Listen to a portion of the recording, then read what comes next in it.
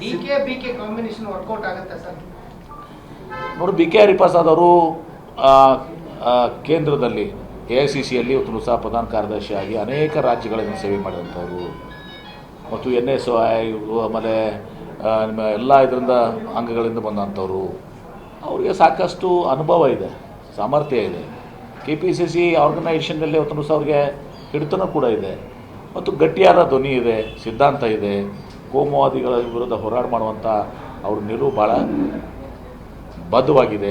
ಹೀಗಾಗಿ ಅವರು ಸಮರ್ಥವಾಗಿ ಇವತ್ತೊಂದು ದಿವಸ ಈ KPCC ಅಧ್ಯಕ್ಷರಾಗಿ ಆಗ್ತಾರೆ. ನಿಶ್ಚಿತವಾಗಿಯೂ ಆಗುತ್ತೆ. ಸಿದ್ದರಾಮಯ್ಯ ಅವ್ರ ನೇತೃತ್ವದಲ್ಲಿ, ಮಾರ್ಗದರ್ಶನದಲ್ಲಿ DK ಶಿವಕುಮಾರ್ ಅವರು ಮುಖ್ಯಮಂತ್ರಿಯಾಗಿ, KPCC ಅಧ್ಯಕ್ಷರಾಗಿ ಹರಿಪ್ರಸಾದ್ ಅವರು, ನಾವು ಪರಮೇಶ್ವರ್ ಅವರು, ನಾವು ಎಲ್ಲರೂ ಕೂಡ ಕೆಲಸ ಮಾಡ್ತೀವಿ.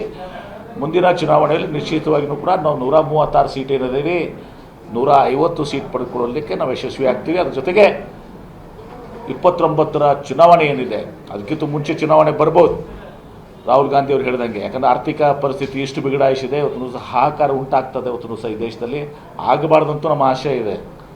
ದೇಶ ಸಂಕಷ್ಟಕ್ಕೆ ಸಿಗಬೇಕು, ಯಾಕಂದ್ರೆ ದೇಶ ಮೊದಲು, ಆಮೇಲೆ ಪಕ್ಷ. ಆದರೆ ಆ ರೀತಿಗೆ ಅಧೋಗತಿಗೆ ಇವತ್ತು ನುಸುರು ಒಯ್ದಿದ್ದಾರೆ. 2029ರ ಚುನಾವಣೆ ನಾವು ಕರ್ನಾಟಕದಲ್ಲಿ ನಾವು ಕನಿಷ್ಠ ಪಕ್ಷ 20 ಸೀಟ್ಗಳನ್ನ ನಾವು ಪಡ್ಕೊಳ್ತೀವಿ. ಒಬ್ಬರಿಗೆ ಒಂದೇ ಹುದ್ದೆ ಅನ್ನೋದು ನಿಮ್ಮ ವಿಚಾರ ಬಂದಾಗ ಅನ್ವಯ ಆಗ್ತದೆ. DK ಶಿವಕುಮಾರ್ ವಿಚಾರದಲ್ಲಿ ಅದು ಯಾವುದೂ ಇರಲಿಲ್ಲ. ಅದು ಏನೋ ಒಂದು ಜವಾಬ್ದಾರಿಗಳನ್ನು ಕೊಟ್ಟಿದ್ರು, ಹುದ್ದೆಗಳನ್ನು ಕೊಟ್ಟಿದ್ರು. ಆದ್ರೆ ಈಗ ಮಂತ್ರಿ ಸ್ಥಾನ ಜೊತೆಗೆ KPCC ಸ್ಥಾನ ಕೊಡೋದಕ್ಕೆ ಹಿಂದೇಟ್ ಆಗ್ತಿದ್ದಾರೆ, ಕೊಟ್ಟಿಲ್ಲ ಅಂತ. ನೋಡಿ, ಅದು ಕಾರಣ ಏನು ಅನ್ನೋದು ಗೊತ್ತಿಲ್ಲ. ಅದು ನೀವು ಮಾತಾಡುವಂಥದ್ದು, ಅಲ್ಲಿ ಏನಾಗಿದೆ, ಏನು ಚರ್ಚೆ ಆಗಿದೆ ನಮ್ಗೆ ಗೊತ್ತಿಲ್ಲ. ಅದು ಹೀಗಾಗಿ ಆ ವಿಚಾರಗಳೇ ಅವು ಕೂಡ ಇವತ್ತು ಸಹ ನಮಗೆ ಗೊತ್ತಿಲ್ಲಾರ್ದು. ಹಾಗೆ ಅಂತೇನಿಲ್ಲ. ಈಗ DK ಶಿವಕುಮಾರ್ ಇರ್ತಾರಲ್ಲ, ಉಪಮುಖ್ಯಮಂತ್ರಿ ಆಗಿದ್ರು, KPCC ಅಧ್ಯಕ್ಷರಾಗಿದ್ರು. ವಿಶೇಷ ಸಂದರ್ಭಗಳು ಇರ್ತವೆ.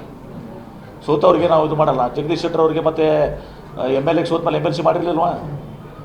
ಅಷ್ಟಾದರೂ ಅವ್ರು ಪಕ್ಷ ಬಿಟ್ಟು ಜಿಗಿದ್ರು, ಆ ಮಾತು ಬೇರೆ. MP ಆದರೂ ಹೋಗಿ ಮತ್ತಲ್ಲಿ